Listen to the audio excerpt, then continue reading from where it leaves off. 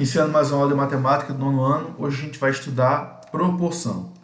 Primeiro, proporção ela é uma igualdade entre razões. Então, quando a gente sabe o que é uma razão, que é basicamente uma divisão entre dois números, a proporção vai ser uma igualdade entre várias razões. Por exemplo, uma proporção seria 2 sobre 4 igual a 4 sobre 8. Isso aqui é uma proporção. E igual a, por exemplo, 32 sobre 64. São várias proporções aqui, porque eu tenho igualdades entre razões. Então, sempre que a gente tem uma igualdade entre duas ou mais razões, a gente tem aquilo que a gente chama de proporção. E essa proporção é igual a uma constante de proporcionalidade. Que nesse caso aqui, a constante de proporcionalidade é 1 meio. Ok? Então, ó, em toda proporção, o produto dos extremos é igual ao produto dos meios. Isso aqui é uma propriedade fundamental das proporções. Produto dos extremos é igual ao produto dos meios. Significa o quê?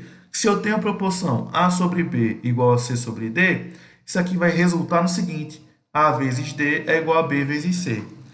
Perceba aqui que a gente tem essa proporção. 2 sobre 4 é igual a 4 sobre 8. Se essa proporção for verdadeira, se eu fizer 2 vezes 8, isso tem que ser igual a 4 vezes 4. 2 vezes 8, 16. 4 vezes 4, 16. Opa! Se tenho essa igualdade, se eu tenho uma igualdade entre razões, eu tenho uma proporção. Se eu tenho uma proporção, quando eu faço produto dos meios, tem que ser igual ao produto dos extremos. Ou seja, se eu multiplico em x, né, eu tenho que ter essa igualdade. Um contra-exemplo seria, por exemplo, a gente fazer o seguinte: ó, 1/3 é igual a 10 quinzeavos? Será que é igual? Vamos fazer o produto dos meios igual ao produto dos extremos? Se a gente fizer 1 vezes 15, será que é igual a 3 vezes 10? 1 vezes 15, 15. 3 vezes 10, 30. Opa! 15 é igual a 30? Não, 15 é diferente de 30. Então, isso aqui não é uma proporção. Não é uma proporção. Então, enquanto que no primeiro exemplo a gente tem uma proporção.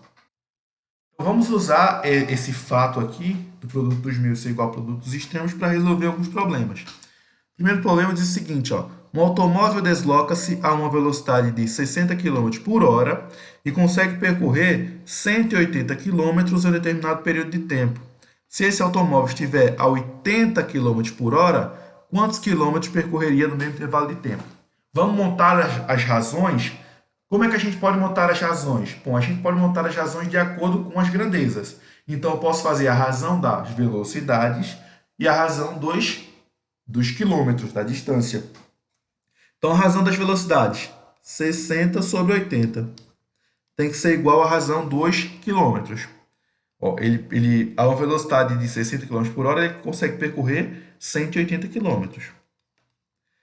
Em 80 km por hora, quantos quilômetros ele vai percorrer? Não sei, então coloca x. Então, ó, desse lado aqui eu tenho a razão das velocidades, do outro lado da igualdade eu tenho a razão das distâncias percorridas. Se eu tenho uma proporção, eu posso concluir, então, que fazendo 60 vezes x, isso tem que ser igual a 80 vezes 180. Então, a gente pode concluir o seguinte, ó, 60 vezes x tem que ser igual a 80 vezes 180. Perceba o seguinte, a gente pode simplificar 180 por 60, já que 180 é 3 vezes 60. Então, a gente pode passar aqui, simplesmente cortar aqui, ó, 3 vezes 180 é 60. Então, eu dividi, na verdade, 180 por 60. Então, o x vai ser 80 vezes 3. Quanto é 80 vezes 3? 240. 240 quilômetros. Então, essa é a distância percorrida. Vamos ver um outro exemplo aqui, ó.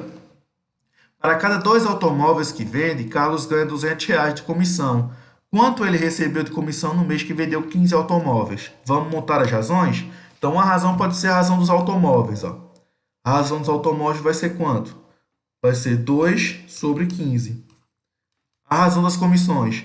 Para R$200. 200. Quanto ele vai receber no mês de comissão se ele vender 15 automóveis? Vai receber X. Montei a minha proporção, a igualdade entre razões, no caso a razão de carros vendidos e razão de comissão recebida. Vamos aplicar a propriedade fundamental, que eu sei que é o produto dos meios igual ao produto dos extremos. Ou seja, 2 vezes x igual a 15 vezes 200. 2 vezes x vai ser 15 vezes 200 é quanto? 15 vezes 2 dá 30. Então, isso é 30 mais 2 zeros. 3.000. Então, x vai ser 3.000 dividido por 2, que é 1.500. X é igual a 1.500. Então, ele vai receber R$1.500 por ter vendido 15 carros. Um relógio atrasa 5 minutos a cada 8 horas. Quanto tempo ele atrasará em 4 dias?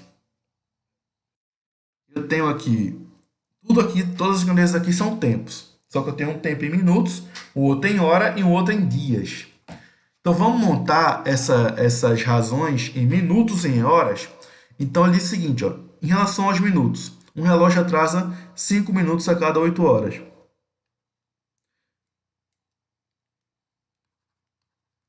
Então, uma razão aqui eu poderia fazer 5 sobre x, já que ele quer saber justamente quantos minutos ele vai atrasar em 4 dias.